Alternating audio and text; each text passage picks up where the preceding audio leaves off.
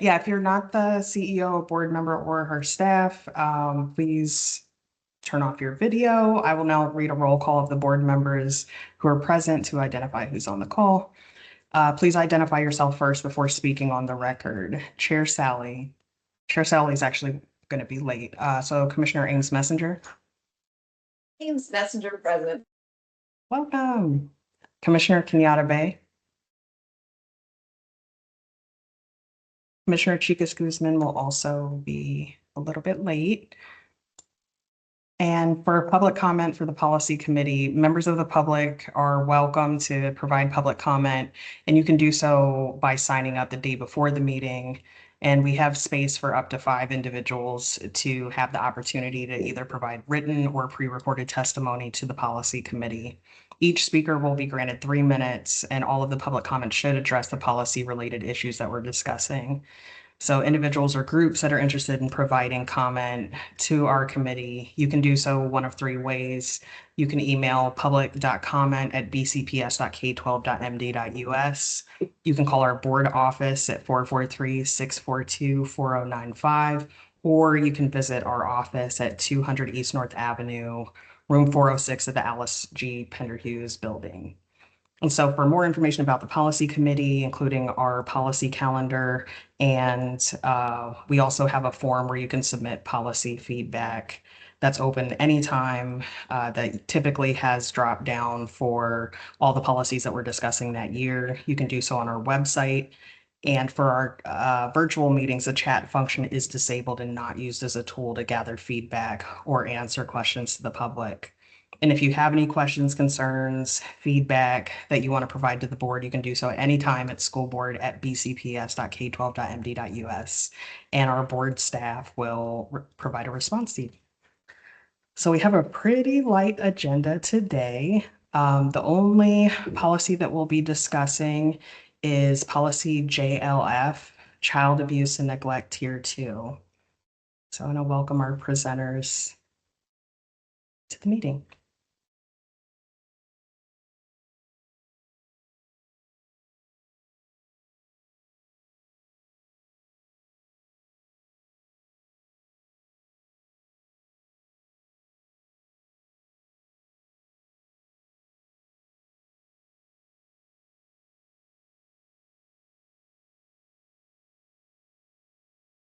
Is the team presenting JLF here?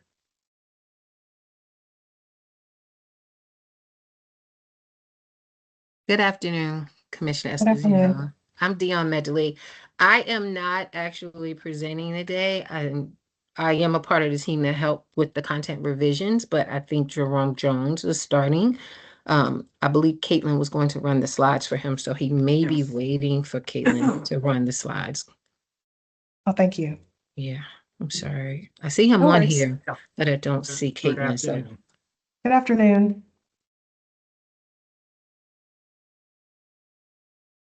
Welcome. I did see Caitlin.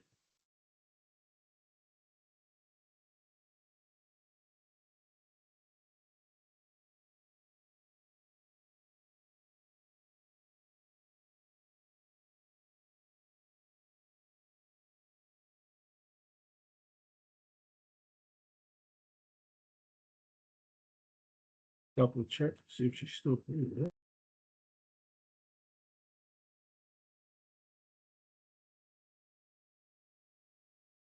Yes. And Caitlin, are you uploading the slides?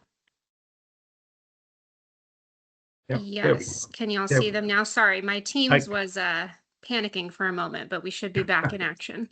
No worries. Thank you.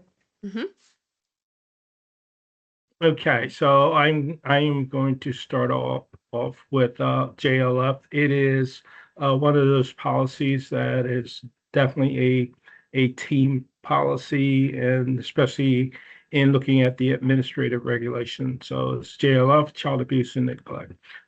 Next slide, Caitlin, please. All right, so we're going to talk about the current board policy and initiatives, the proposed revisions, the engagement, and the timeline. So board policy JLF is on child abuse and neglect. And there have been a couple of changes recently that warranted an update to the policy, mainly to the administrative regulations. But the purpose for us being here to explain the requirements for reporting suspected child abuse and neglect. And I think this is something that we can't do enough of. And we are now engaged in making sure that every year we cover this with all staff. We're going to provide the procedures for making an oral and written report of suspected child abuse and neglect, and establish procedures for questioning students on school property about alleged abuse or neglect, training requirements, and parental notifications. And to the right on this slide is all the various legal authorities that play into administering the policy and the administrative regulations. Next slide, please. So the reporting requirements, all city schools employees, contractors, and volunteers are mandatory reporters. So if you see something, any employee of city schools must report if they suspect child abuse. It means they're required to report any abuse and neglect, regardless of where the abuse or neglect occurred. The reporting requirements, they have threefold. Make an oral report to CPS immediately. Notify the principal and supervisor that a report was made. The principal or supervisor will then notify school police, and then we have to submit a written report to CPS. To make sure that and provide a copy to the principal supervisor. With that, the Department of Labor Relations, so the area I'm in, we get a copy of what was submitted, and Department of Fair Practices and Compliance receive a copy of the report. There are situations where, because of what's alleged, especially if CPS does an investigation, we may have to put an employee on leave because of the allegations, so that to ensure that we get a thorough and fair report, and that we can stand behind the report, that the employee did not influence the report in any way. Next slide.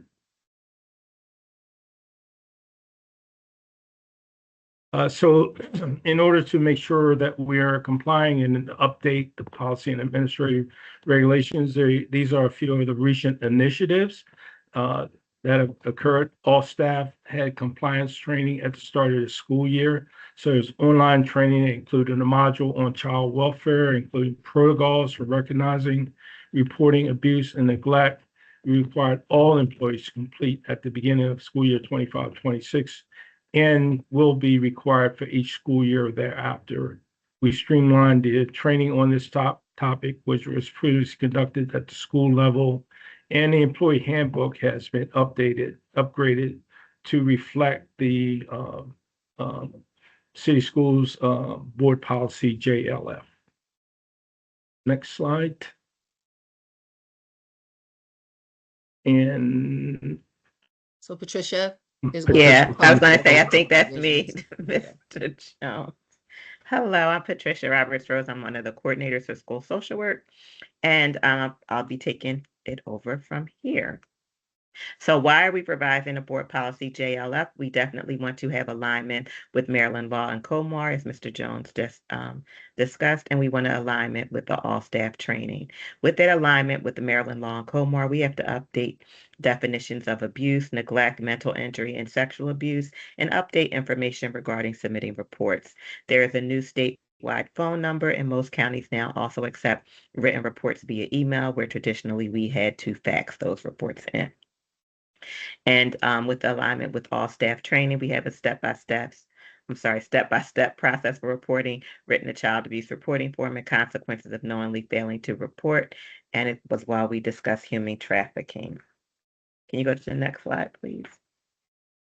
And the proposed revisions and updated terminology, again, we updated those key terms, abuse, human trafficking, mental injury, neglect, and sexual abuse. We replaced definitions to align with other board policies, including parent, guardian, school property, and Baltimore City School Police Force, and we added definitions of contractor and volunteer.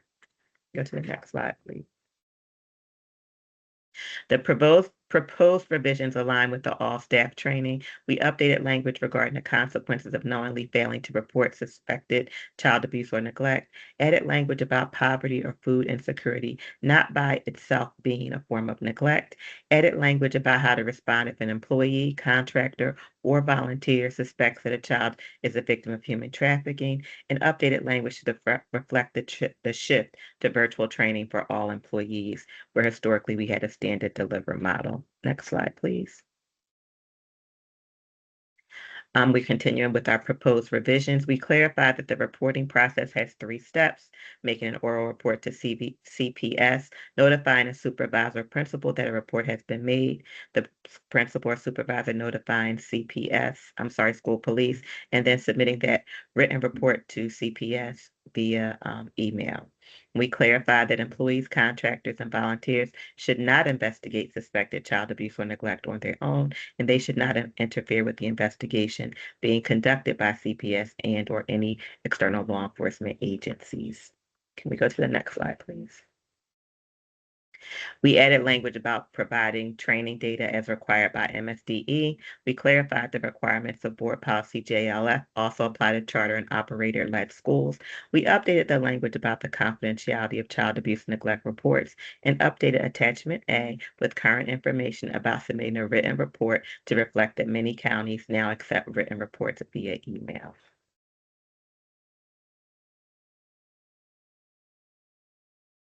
And is it still me? I'm sorry. I'll keep going. Through collaboration between the Office of Human Capital, Office of Communications, Engagement, and Enrollment, and the Academics Office, we will continue to clarify the process, how volunteers and contractors will receive training about reporting child abuse and neglect, and clarify when school communities are notified of investigations. And now I take back over. Okay. Patricia. So the engagement plan is tier 2 update to current policy or new policy without board public impact. So we're going to post on the city schools website for public feedback. We plan to reach out to stakeholder groups to share proposed revisions and offer presentations and feedback sessions. These are the groups that we're going to reach out to: City Schools Equity Advisory Committee, Charter and Operator-led Schools Advisory, PCAB, the Associated Student Congress of Baltimore City Schools, Special Education, Citizens Advisory Groups, the school operators, the labor unions, BTU, and Piazza, and also I'm going to reach out to FOP because they are very much involved in this process, the PTA Council for Baltimore City, and the Principals Advisory Group. So we're trying to make sure that we touch all stakeholders within the greatest city schools community because of the seriousness and of this board policy and administrative regulations. Next slide. Timeline. So the initial presentation, of course, is today. We're looking at a first reader on 6/2 and a second reader on August 18th. And that is the policy. Thank you. I'll open it up for questions.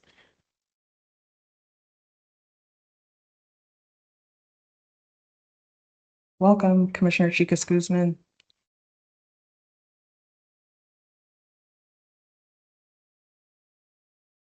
So I'll start us with some questions. So when it comes to like preventing,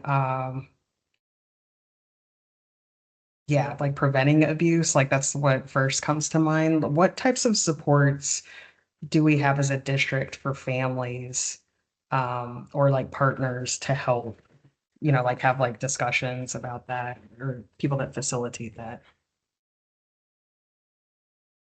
So I can speak to employees because in my role, I strictly deal with employees, and maybe Patricia can speak to families, and others can speak to families. With as far as employees, we make sure that as part of the principal training, we talk about engaging students and making sure that they help the employees understand that they have to step out of the role as parents or grandparents. They're not when they walk into city schools because there are behaviors that you would appropriately engage in with, as a parent or a grandparent that are inappropriate in your role as a city school employee.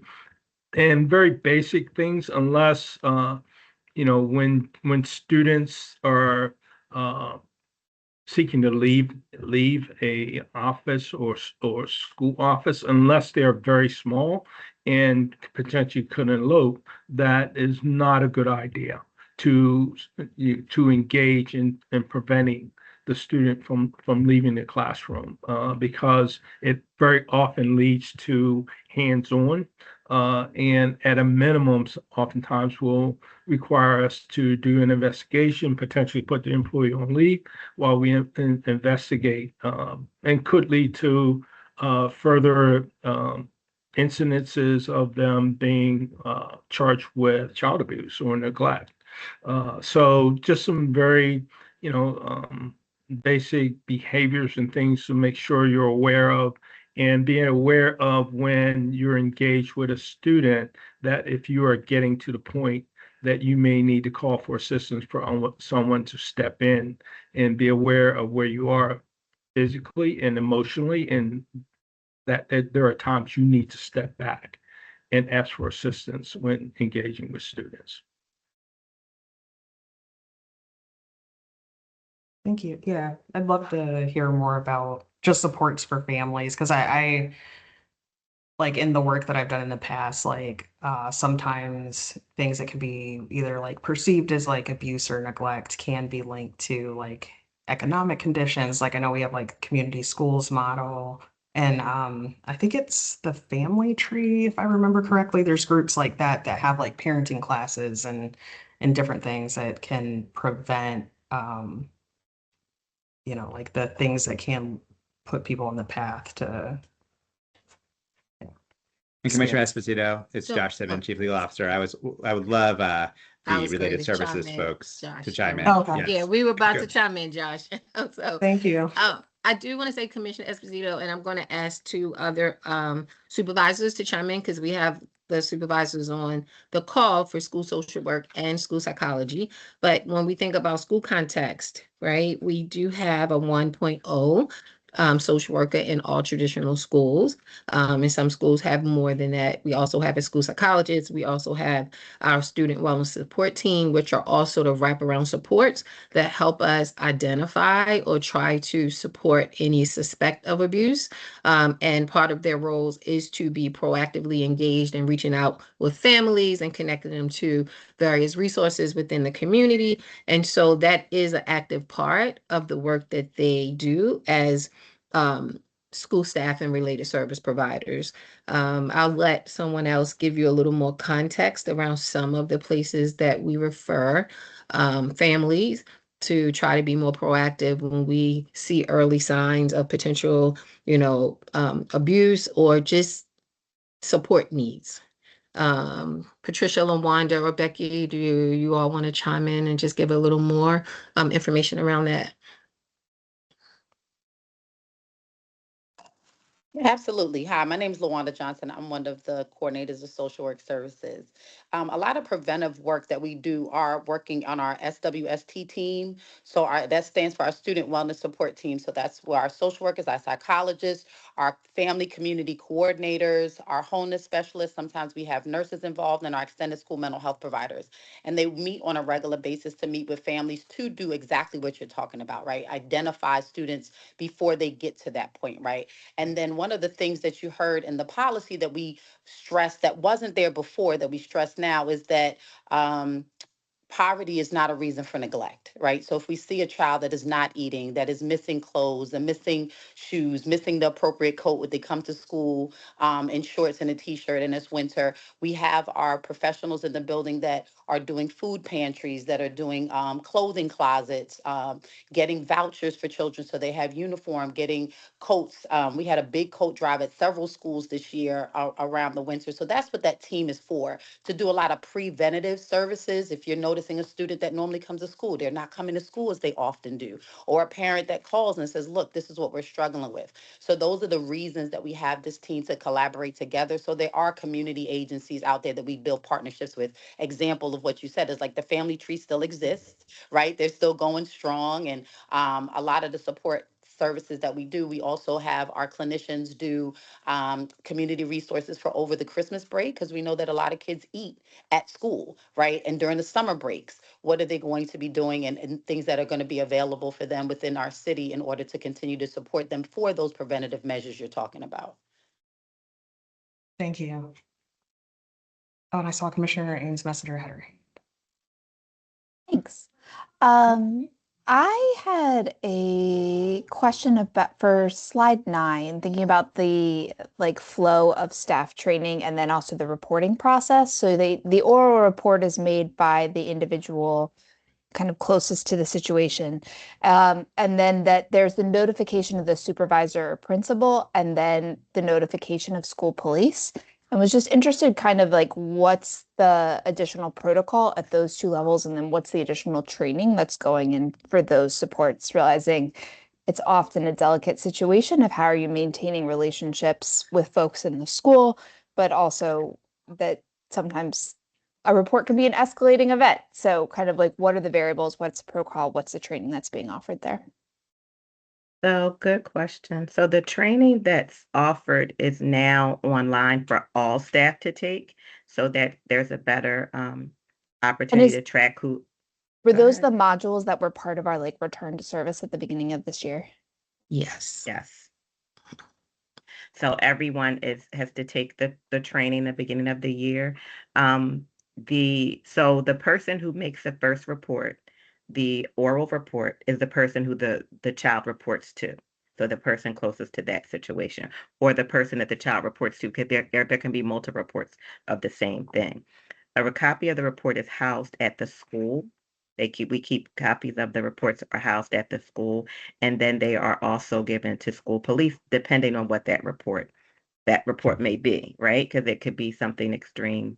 But a copy has to be held at school, and then a copy has to be emailed. I was going to say fax because that's what I'm used to. Emailed to CPS.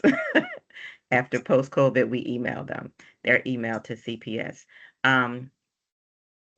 Feelings can be involved with the reports, but we are here to support children and have the best needs of children. That's why we are not investigators. And we advise families that the need that we have to make reports as well when things come up. And Commissioner Ames Messenger, just to follow up on 2 things in addition to what Patricia Roberts-Rose mentioned.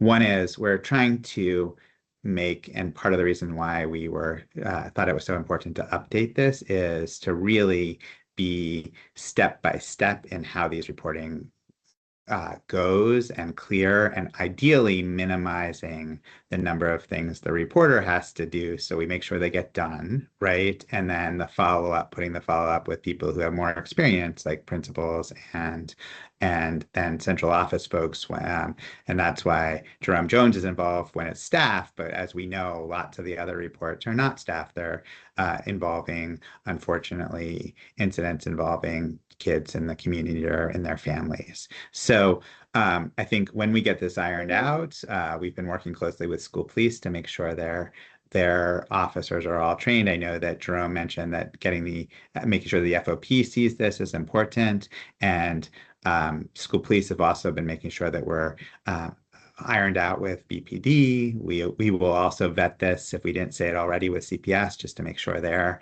copacetic with how we go. And we do have lots of engagement with CPS in this process. And then, of course, to your point, we need to make sure our administrators all know these things, and also that we all are mobilized, because while related services handles dozens, if not more, of these a year, each principal may only handle episodically. So we need to make sure we're supporting along the way, and remembering also to people that these are very consequential things, because they're mandatory reporters, and the consequences for not reporting or not reporting timely can not only be consequence to them in terms of licensure, but also really consequences in terms of potential harm for kids. Two quick follow-ups on that, and forgive me if these are in the red lines. I've reviewed the presentation. I have not reviewed the red lines. I apologize.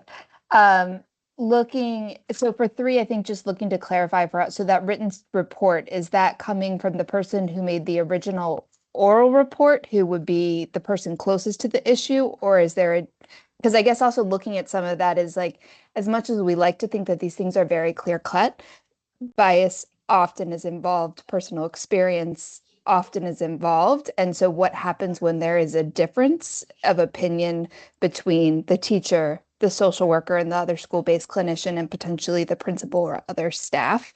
Like, are all, because at some point, if there are different professional judgments being made at different points in that reporting, like who is completing all of that? And then also, I guess the additional level of that I would have wondering about is what happens when it is those school-based providers that aren't employed by the district. Are they also, is Catholic Charities or University of Maryland also submitting a report separately through their supervisor? And kind of what's the documentation train that's held within city schools for that? That's a good So- question. Oh, Yeah. you- So Patricia, I was gonna chime in. go ahead, go So chime. I would say that, as stated in the policy, everybody who has direct knowledge of the incident are required to report.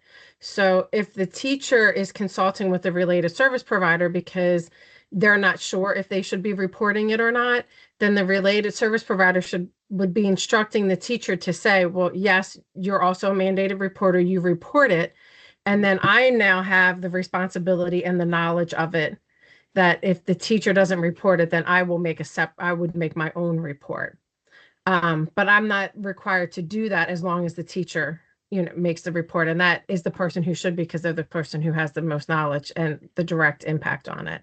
And then we have to report it to the principals. But again, as long as CPS was contacted by the initial person, then nobody else from the school would have to make that report unless the student made a separate report to somebody else, right? So if I might not have knowledge that the teacher reported, because it is a confidential process. However, we do consult a lot with the teachers, but I might not have knowledge of it. So if the student reports it to me, I'm now obligated to make the report. And that is with anybody who were employed, as we have MOUs with their employees, our volunteers, our contractors. They're all required, if they're working within our schools, to be mandated reporters. And we're clearing, just to echo Becky's point, we're also clearing up, I think, in this, that if you're working in the school with kids, then you should report and then notify the principal, and they should get a copy of the written report, so that we can make sure that if we've got a lot of things coming from different angles, it may be that also needs to elevate. And we've had situations where we've also through our related service leads, or sometimes through lawyers, reached out to CPS and said, connecting all these pieces because of the multiple reports. And I think that that's a really important place, because if everybody has a little bit of information, often synthesizing that is really important to understand what's going on from either an explanation for it or something that's very concerning. Right. And just to echo that, Josh, there have been cases where we at central office have reported to CPS just to ensure that because we had knowledge of it, and we're not at the school, but we have knowledge from somewhere, and we feel obligated that we have to make sure that CPS has all the accurate information. So yes, Josh. And I had one little part to what Becky said. It's best practice that you do the report, the phone call, while you have the written report in front of you. Because while you have the written form in front of you, because you have all the demographic information right there. So it's not like I'm going to make the call, then I'm going to have to get this form. You can actually do the form online as well. So we think best practice is to have the form in front of you, because we encourage everyone to write down the name of the person that you're speaking with on the form as well. So it's not like just an extra step. It's almost just one step at the same time. But so just to confirm that it is in all of our MOUs that the outside service provider, if they're providing services inside the school, should notify the principal, and that we retain the documentation from that as a district. Am I hearing that correctly? Our MOUs talk particularly about awareness of preventing and reporting child abuse with service providers. And I think this is also a good opportunity to make sure that there too, everything is lined up to these updated regulations as well. Thank you guys so much for your thoughtfulness. This is complex and nuanced decision making. And I had a follow-up question. I know I've worked with some folks in the district or like had conversations about data, especially for kids in like state supervised care, like those data management between like us and Department of Human Services. So can anyone talk about like, you know, like centralized data or like benefits of having centralized data, especially when it comes to things like this? If there, you know, say for instance, there's a kid that has been to like multiple schools, to be able to have like awareness that something might have been like in their historical record.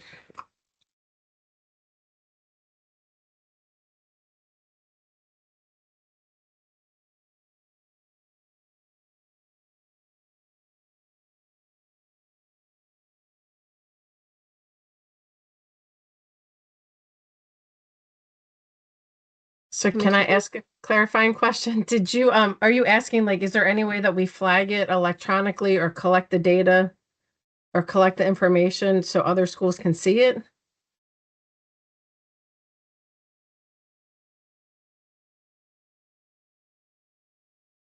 Oh, sorry, my Is that- my Oh. teams went out for a second. So I was just asking, clarifying that you're asking if there's any way that we store this information centrally, so Centrally, other yeah. schools. Um, I would say at the moment, no, because it is a highly confidential process. Like even the person who makes the report, it's done confidentially. And nobody, including CPS, school police, anybody in the schools are supposed to divulge the information because it is an anonymous process. We do have to give our names because we work for the school system. So in case CPS has to follow through. But I think if we would be collecting that, that would be breaking some of the confidentiality nature of. Yeah, but I do think that this is I like something, it. I think Commissioner Esposito has a really good point, right? I mean that how do we make sure that we're putting together the pieces, especially of kids who are mobile among schools, and also protect, as Becky Milburn said, the confidentiality. So what are the ways in and this I think is something we're going to work on between policy committee and first reader. What are the ways in which we can make sure that we're able to connect those dots while also maintaining the privacy and security? So we wouldn't want that in a record where, you know, every teacher of the student could see, but we may want to have that in a way that if a new social worker came into the building, they would understand what happened last year. So those are the pieces that we're trying to figure out the right way to balance that as we go forward. Awesome. Oh, Commissioner Ames. Can I just follow up Oh, yeah, yep, with, sure. we, one thing the district has significantly started this year as well, we're still collecting the data. So don't want you to think we're not. We're still collecting the data because in the I think it's 3Bs, correct me if I'm wrong, Jax, it's EBBBR. Our leadership has been taking a very strong stance in documenting when child protective service calls are made or when emergency petition calls are made. So that is being done by our administrators. So we are collecting the data around that, as well as Chief Sivan, as well as some other members on this call as well, follow up with the clinicians in the building after a call is made. I think Mr. Sivan Chief Sivan has made a strong stance in making sure that we're following up afterwards, that our clinicians are following up afterwards, making sure that our supervisors are reaching out to them, making sure that they followed up with the families afterwards. So the hope is that this won't be an ongoing thing where we have to tell it from school to school to school to school, but we are collecting the data as well as our clinicians collect it in their statistics in terms of if they've made any child protective services calls throughout the school year every month. So we have a data. We do look at that when we collect the data to say, why does this school have 7 where this school's never had any for 7 months? And so those are type of things we do look at and try to be preventative around those individual cases and provide supports for those individual cases. I want to piggyback on what LaWanda said because I think, Commissioner Esposito, to your point, the staff is there to ensure there's a follow-up around supporting the child, right? But not necessarily communicating like exact numbers around CPS calls from school to school. We do collect that data primarily so that we can maintain, as LaWanda said, like those numbers, and also so that we can complete the compliance report that's associated with policy JLF. But we want to also ensure that we're not unintentionally creating biases against families Right. and children, when they're transitioning from school to school, right? So that is, like, to Josh's point, that's a very delicate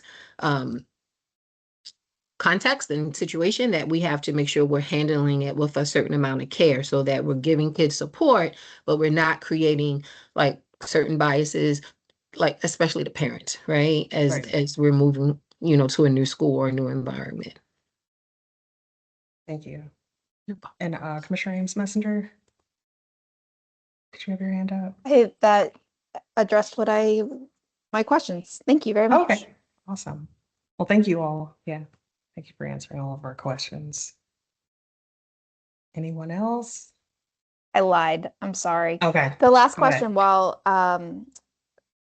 Mr. Jones is still on the line, that is different though if the report involves a staff member. Does that then enter their record? Because that is a different path, correct?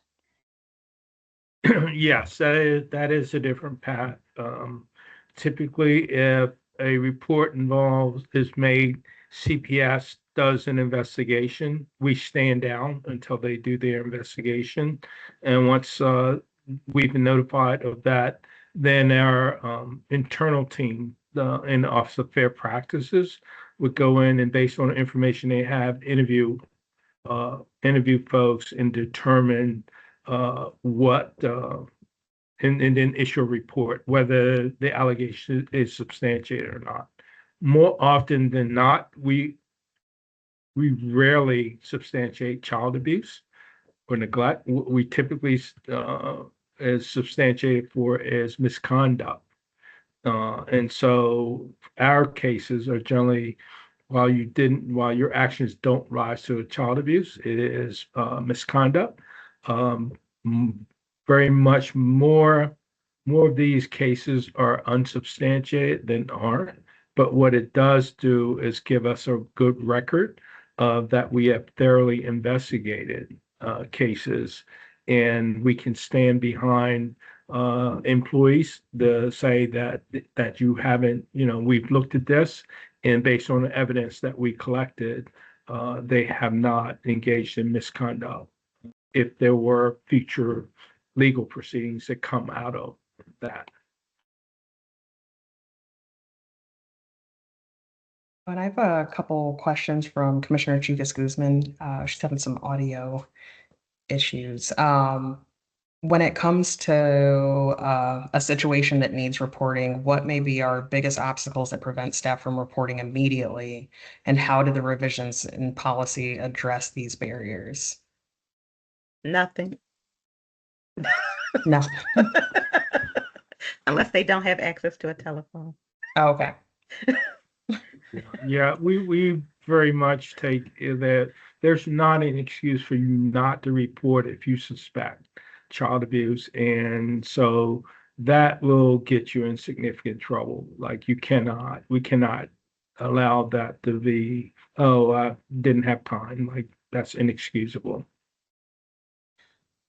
But I think that, and I think to the question, I think that staff,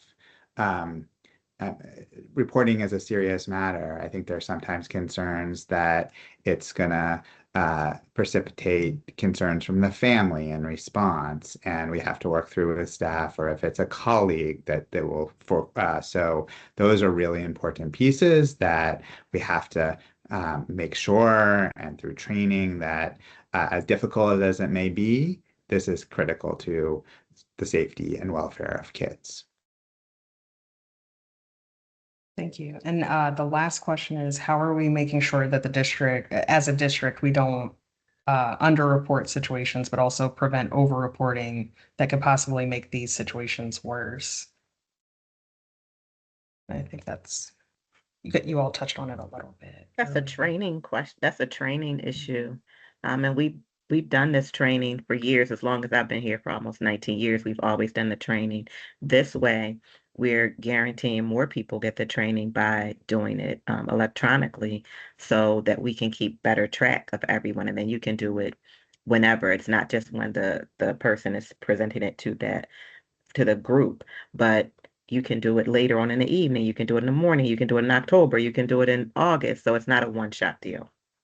And I And think I we're think, also, oh, I'm sorry, Josh, you want? go ahead. I think we're also with moving from the in-person school-based training to an online module, it has done another thing, which is has normed the content from person to person to person. So our school social workers did an excellent job with the training. I'm going to say that because I have, I have to say our school social workers did a great job. My team is on here.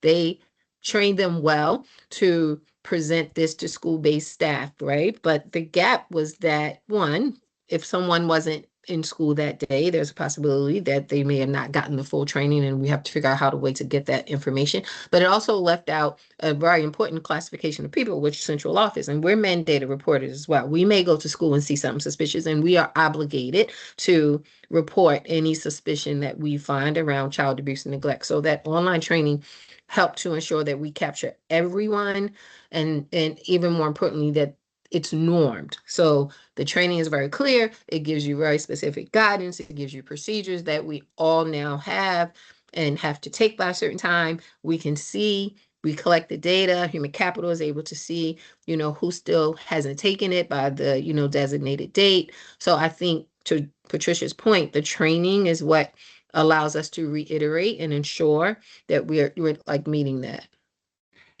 And I think one other thing just to add in addition is the emphasis in the revisions, but also in the training, that poverty or food insecurity by themselves are not signs of neglect or abuse. That piece, the balance is that they could be one factor and we have to look at it, but making sure our staff understand the unique context and specific contexts in which particular kids grow up is really important to understand how to get the right services. So I'm not saying that a student who is food insecure needs help and support, but that support may be different than a report to CPS.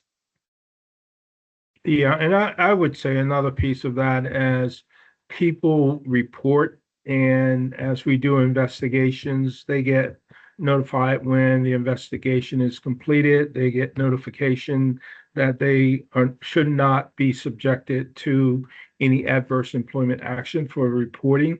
And the person who is alleged to have, they get notification once the report is done that they are not, they're not substantiated. And we assure them that this does not become a part of their personnel record if they're not substantiated. And oftentimes when my team meets with individuals that are alleged to have engaged in inappropriate action with students, we are make sure that they understand and are aware of our employees assistance program, because for some employees, especially if they haven't engaged in misconduct, this is pretty traumatic. I mean, it's a pretty significant event. So we make sure we support them and direct them to employees assistance to help them with how they are, the different feelings that they're going to go through and how they're dealing with this situation. Thank you. And Commissioner Chicas Guzman said, thank you. The policy is very important. So it looks like that is the end of our agenda. Thank you all so much, and thank you for answering all of our questions. Our next policy committee meeting is going to be May 26th. We're going to be, and we also have no public comment today. I forgot to mention that. We're going to be looking at policy BEGG, public participation during board meetings. There's going to be a memo to request permission for new policy for school management and support. We're looking at policy BBAB, student board member and ASCVC election protocols. And then we'll have 2 compliance reports, IKEA promotion and retention in grades K through 12, and IKEB graduation standards. And that's going to be a district goal update. So if there's nothing else, do I have a motion to adjourn? So move. Oh, sorry, go ahead. Oh, did someone have something? Oh, I was gonna move, but Commissioner was Oh, supposed to be asking. welcome. Thank you. Sorry, I missed you. Welcome, Chair Sally. Yeah, thank you so much. Thank you for We having are, us. yeah, we are adjourned. Thank you both, or all three Thanks, of you. everyone. Yeah. Thank you. Have a great See you day. next month. Thank you all for Thank your you. thoughtfulness. Have a good one. Thank you. Bye-bye. Thank you.